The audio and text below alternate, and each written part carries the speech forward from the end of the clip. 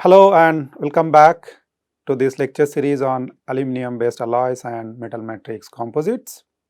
Okay, so over the past several weeks, we have been talking about aluminum and its alloys, and we have learned about different aspects of aluminum alloys, particularly with regard to the physical metallurgy, and we have learned about different concepts with regard to the physical metallurgy of aluminum, and we have also understood the structure property correlation, and with regard to that we have also discussed different strengthening mechanisms for aluminum alloys, starting from work hardening to grain refinement.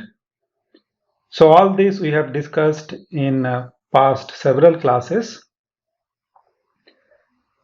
Now, if you remember, in the beginning, I said this particular course has two components. One, of course, is the aluminum and its alloys, including the physical metallurgy, and that is what we have covered so far. So, from today onwards, we are going to start the second part, that will be on the composite part, the aluminum-based metal matrix composites. Okay. So this will be our topic from now on, and we are going to learn about the metal matrix composites, especially the aluminum based metal matrix composites, starting from their preparation to all the way to their properties and applications. Okay, so today we are going to start the aluminum based metal matrix composites. So if you remember, I had also mentioned in the beginning that this kind of composite materials are made with the objective of supplementing some of the properties of the monolithic metals. Okay. For example, if you talk about aluminum, it is a softer metal. The hardness is low, and therefore the wear resistance is also low for this kind of materials, right? So if you want to improve such properties, then you will have to take the help of a second phase which can have such properties and impart those properties in the metallic matrix that we are talking about. Okay, so for example, if you select a ceramic material as the second phase, then as you know, ceramic materials possess high hardness.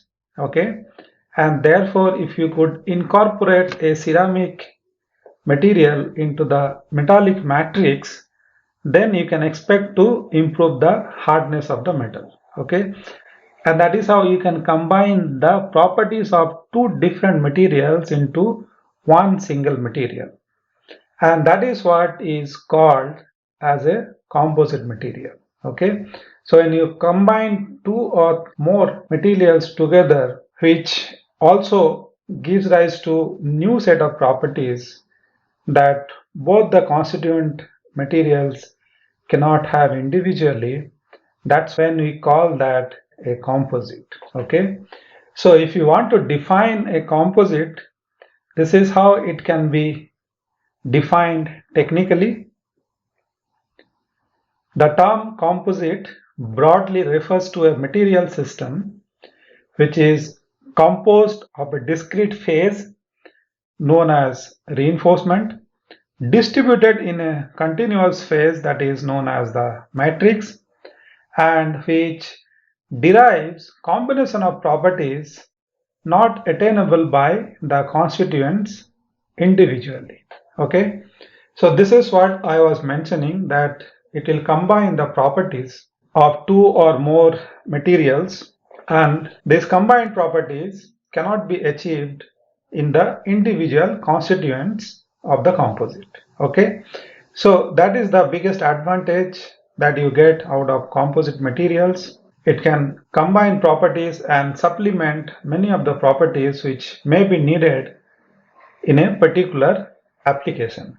Okay, now depending on the matrix material, Composites can be broadly categorized in three different categories: metal matrix composites, polymer matrix composites, and ceramic matrix composites. Okay, so our concern for this particular course will be on metal matrix composites, especially aluminium based metal matrix composite. Okay, so if you look at the different features or characteristics of metal matrix composites, these are the different characteristics of metal matrix composites, or MMCs in short.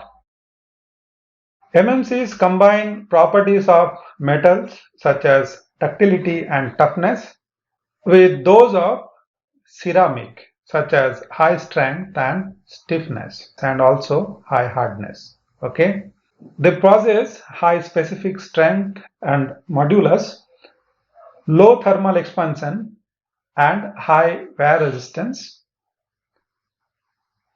And with regard to aluminium matrix composites, as you know, aluminium is a light metal, so you can expect a low density and also high specific properties.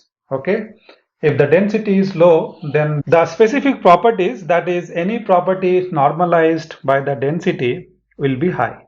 Okay, so for aluminium matrix composites, aluminium being a light metal, you can expect high specific properties such as high specific strength and high specific modulus. Okay, and apart from that, you also have good corrosion resistance in such materials, aluminium based composites, because aluminium itself exhibits good corrosion resistance.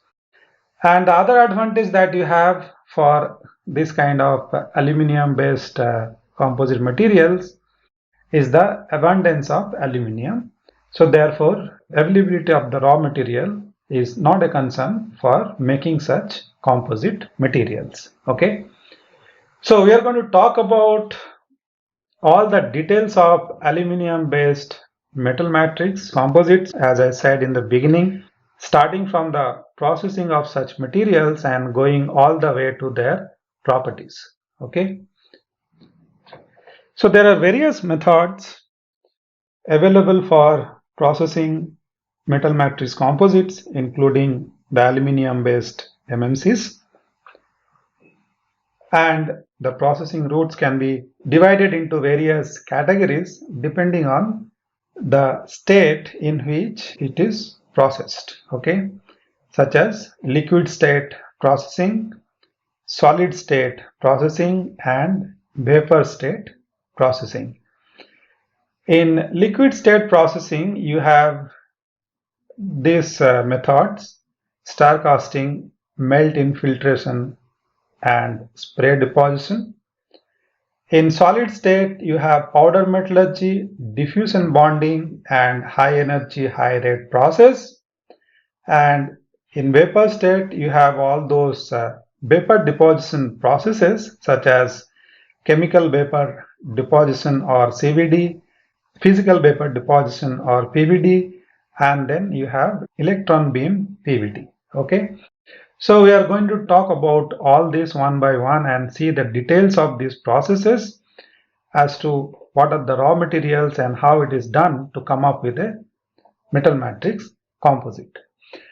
We'll start with the liquid metallurgy route because this is one of the most commonly used, and it is also a simple method and at the same time economical. So we'll start with that and then we'll go into the other techniques also.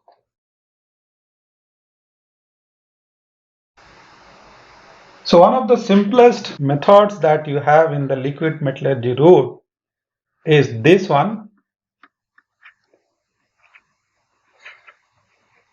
known as star casting. So as the name itself suggests, you basically start the melt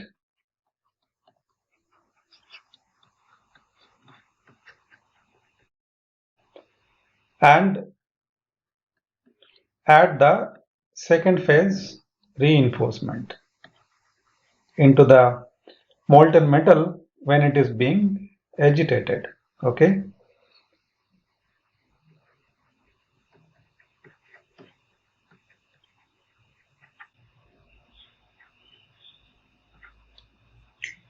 This is a schematic of the process. So the metal is melted inside a furnace, and once it is melted, then a mechanical impeller is dipped into the liquid metal, as you could see from here. So this is the impeller that you have, right? So these are the impeller blades, what you can see over here, right? And it is connected to a shaft which goes into a motor. So now if you rotate this shaft with the help of this electrical motor, then this impeller will be rotated inside the liquid metal. And as you rotate it at high speed, it will basically create a vortex in the liquid metal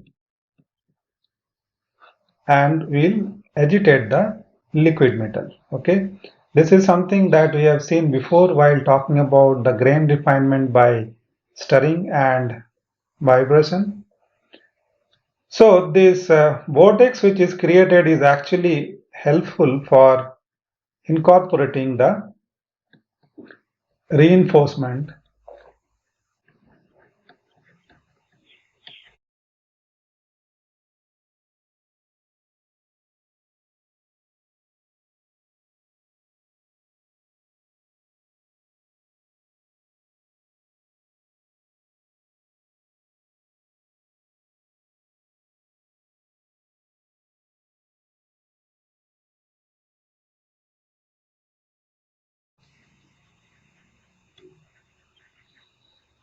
What kind of reinforcement can be added? I'll come to that in a moment.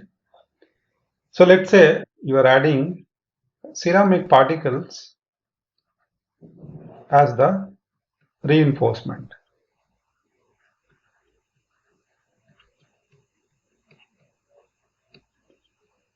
So this vortex which is created due to this stirring of the melt by this mechanical impeller will actually take these ceramic particles into the molten metal as you add the particles along the periphery of the vortex. Okay, so basically if you see, it will create some kind of vortex as you agitate the melt by a high speed rotation of the impeller. Okay, so you can physically see that this will create a vortex or a whirlpool kind of thing into the molten metal.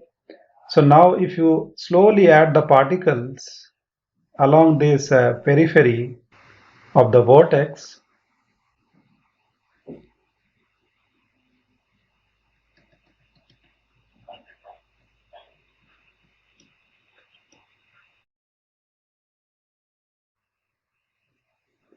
then these particles will be sucked into the liquid metal because of that suction of the vortex. Okay, and then these particles will be dispersed into the liquid metal, and once they are dispersed uniformly, the metal is poured, and once it is solidified, then you will get a composite material. Okay, and for aluminium, sometime a gas cover is also used. An inert gas is used to prevent the oxidation of the metal. So that's what you see over here. A gas cover is used, and inert gas is used to prevent the oxidation. So it's a quite simple yet effective method of making metal matrix composites. And a variety of reinforcement can be added with the help of this star casting method, and a variety of metallic matrix can also be used. Okay, so if you see the matrix, these are the different metals which can be used for making composites by this star casting method: aluminium, magnesium, iron, copper. Okay, a variety of metals can be used. So our concern here is the aluminium. Okay, and with regard to the reinforcement, you can see a variety of materials, primarily ceramics, are used for making the composites with the help of this star casting method. So this can be categorized as organic and inorganic. In organic category, you have red mud, fly ash, these kind of materials. These are basically some waste product out of industries like metal extraction and power plants. So if you have this kind of materials in the form of particles, they can be used as organic reinforcement in metal matrix composites. But the commonly used ones are these, the inorganic ones, and in this you have oxides, nitrides, carbides, borides, and some other materials also. The commonly used oxides for metal matrix composites are aluminium oxide, titanium oxide, silicon oxide, zirconium oxide, and sometimes zinc oxide also. On nitrides, you have titanium nitrides, boron nitrides, and silicon nitrides, and you have a variety of carbides which can be added. So all these materials that you see over here as the reinforcement possess two main properties. First, they are all hard materials, because one of the objectives of making metal matrix composite is to increase the hardness of the metal, and therefore the reinforcement has to be a hard material. And also these are strong materials, because we know ceramics are not only hard but also strong. Okay, oxides, carbide, nitrides, all of these possess these two fundamental properties that we look for in a metal matrix composite: the hardness and the strength. So these two properties are the main criteria for selecting the reinforcement. Apart from certain other criteria like the compatibility of the material with the metallic matrix, how well it can be bonded to the metal, and so on. Now let us look at some other methods also in the liquid metallurgy route. But before that, we can also have a look at the advantages and the disadvantages of this particular process called star casting. So first, let us look at the process parameters.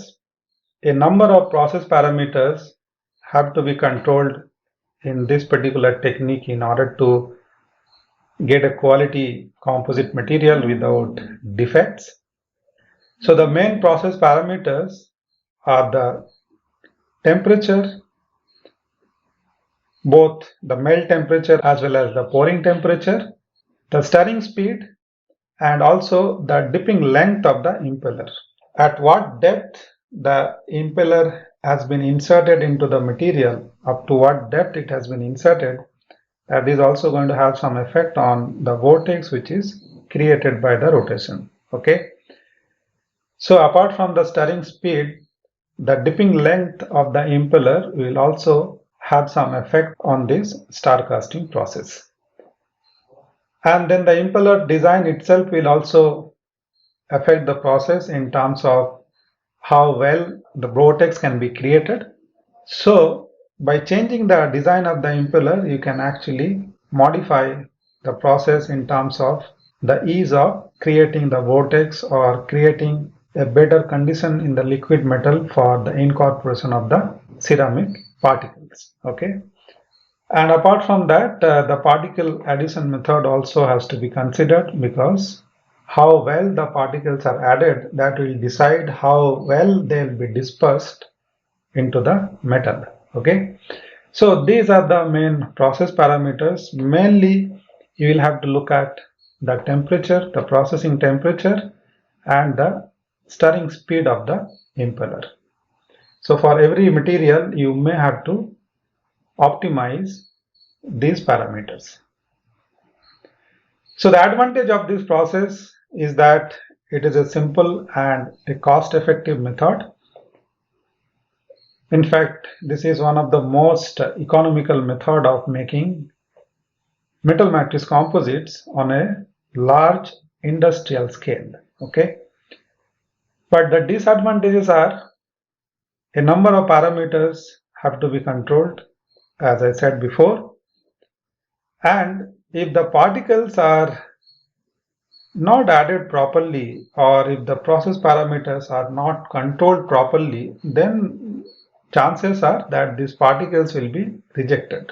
Okay, because for these particles to be bonded, they will have to be weighted by the liquid metal, and if for some reason this weighting does not happen, then the particles will not be bonded to the metal and they will be simply rejected, and they will either float on the liquid metal or settle down at the bottom of the crucible. Okay, and apart from that, the clustering of the particle is also a problem in this particular technique. This again depends on how well you control the process parameters. So for uniform dispersion of particles or to prevent the clustering of the particles, the process has to be controlled carefully. And then, this gas porosity is also a problem because while creating this vortex, air bubbles can be trapped into the liquid metal because of this agitation of the melt, and that would lead to creation of gas porosity in the solidified composite material. Okay, but nevertheless, this is one of the most cost-effective and simplest methods of making metal matrix composites, including aluminum-based composite materials.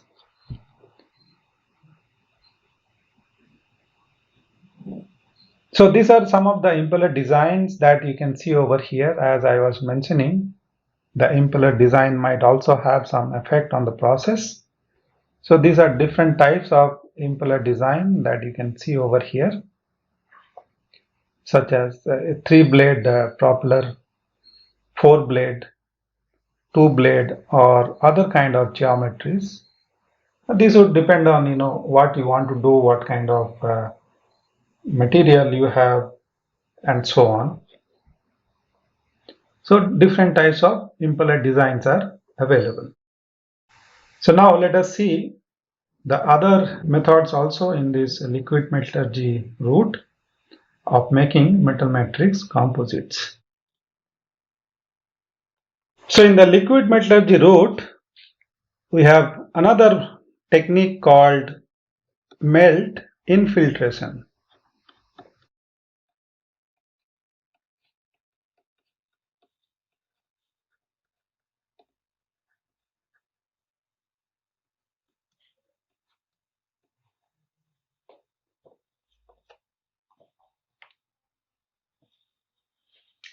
So in this process, the reinforcement is first assembled to make a porous preform.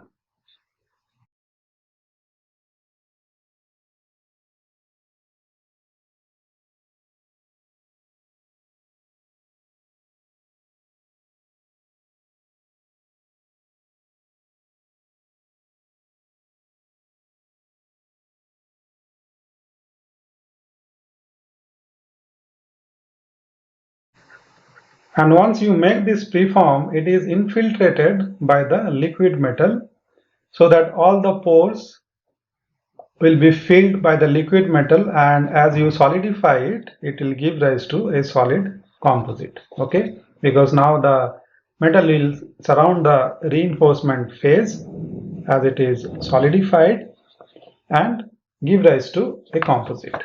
Okay, and this infiltration can be done with or without pressure.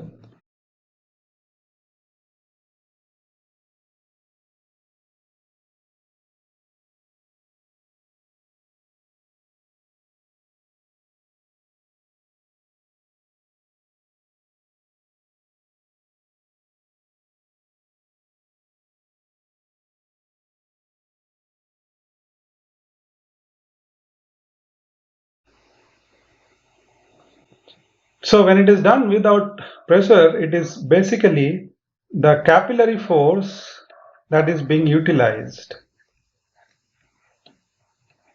So whenever a liquid comes in contact with the surface having pores, capillary develops, and that will actually take the liquid into the preform, into these pores, and the preform will be weighted by the liquid. So once the preform is weighted by the liquid, the capillary will develop and the liquid metal will go into the pores and fill the pores, and as you solidify it, it will give rise to the composite.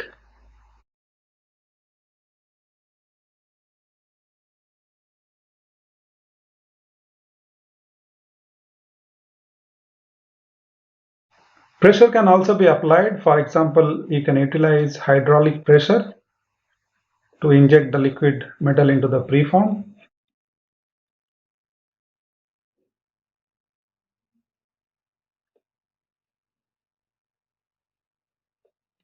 And when you do this, such a process is also known as squeeze infiltration.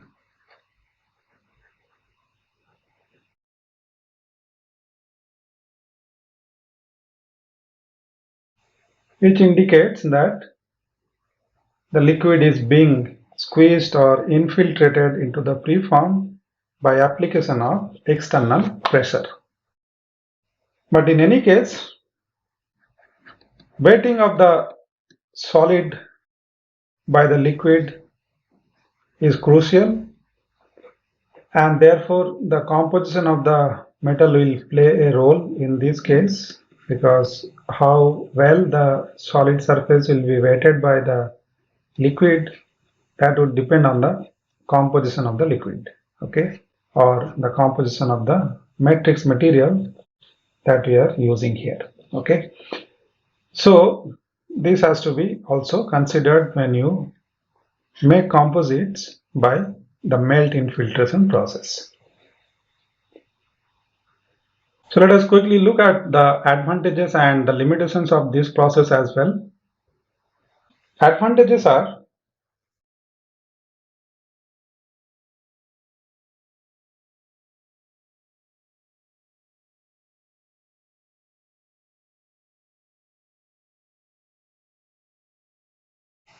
it can produce near net shape products,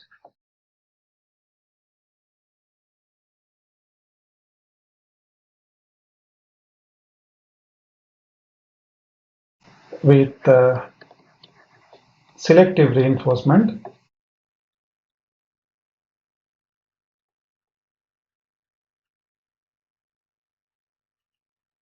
and composites with uniform microstructures can be obtained.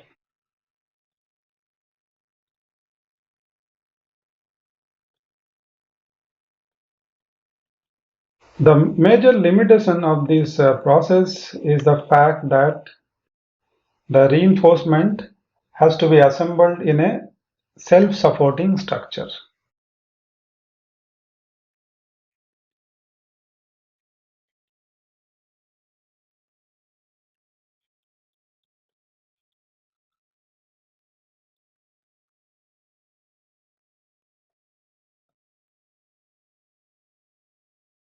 So this is a primary requirement. And there are chances of damage to the preform or fibers during infiltration.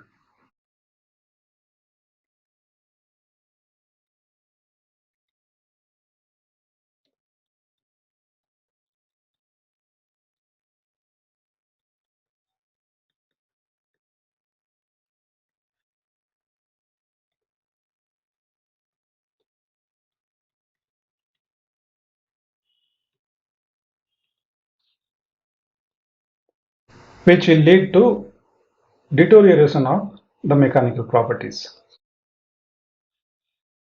So this was about the melt infiltration process. And with that, we come to the end of this lecture. Thank you for your attention.